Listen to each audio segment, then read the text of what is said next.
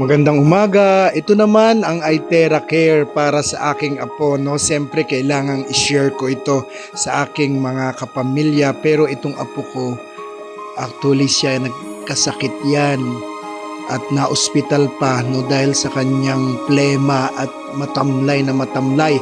Pero nung ginamitan ko ng iTera Care, makakaapat na araw na kami yata o 5 araw na, no. Laging tuwing umaga te-therapy ko siya. Pero tingnan nyo kung gaano siyang kasigla. Sa totoo lang, hindi ganito to eh. At laging may plema, pero ngayon lagi siyang masaya. Sabi ko nga, ang iTera Care talagang hinihipo ang kasu-kasuan natin eh. Kaya pagka malinis naman ang ating mga daluyan ng dugo, ito masaya. Tingnan mo, abutin na yung iTera Care ngayon tong umaga.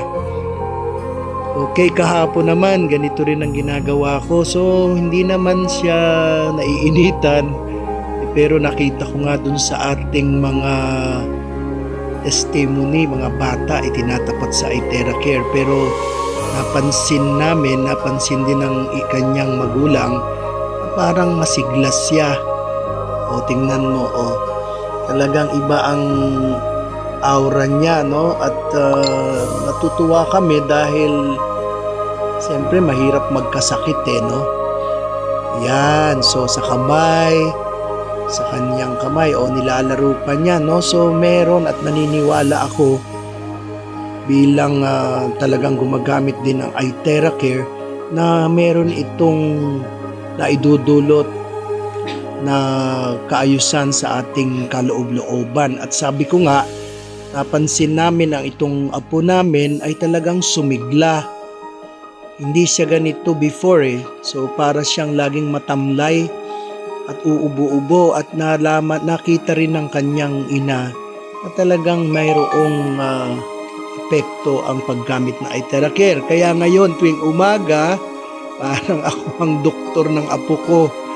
Ayan, no? Iniisa-isa ko siya. Talaga namang nasusumpungan naman at natutuwa naman. Ngayon, of course, sa tulong ng Diyos, mahirap magkasakit. So, tuloy-tuloy kong ibinabahagi, no?